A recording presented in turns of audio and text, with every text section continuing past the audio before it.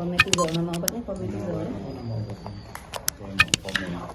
Shedaralon, obat antidotum atau penawar untuk penyakit gangguan ginjal akut misterius, sudah tersedia di Rumah Sakit Umum Daerah Dr. Zainal Abidin Banda Aceh.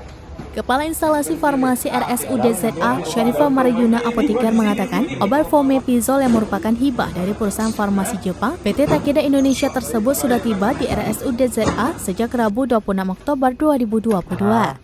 Saat ini sudah mulai digunakan pada pasien yang dirawat di rumah sakit tersebut. Di RSUD ZA, obat ini hanya tersedia sebanyak 9 vial.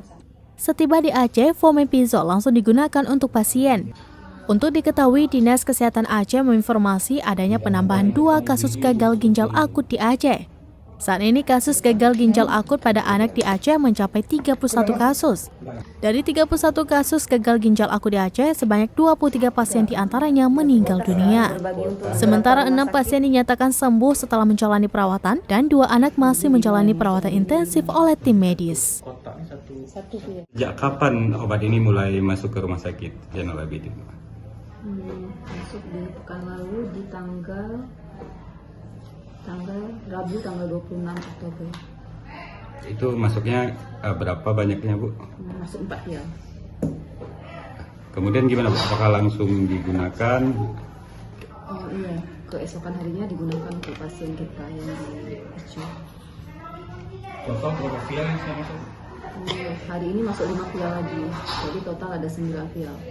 Untuk kebutuhan di rumah sakit kita ini berapa vial sih? Belum bisa diprediksikan karena kita memang belum tahu tingkat kasusnya seperti apa. Tapi memang saat ini kita tidak meminta, tapi memang bila ada stok, Kemenkes akan mengirimkan ke kita.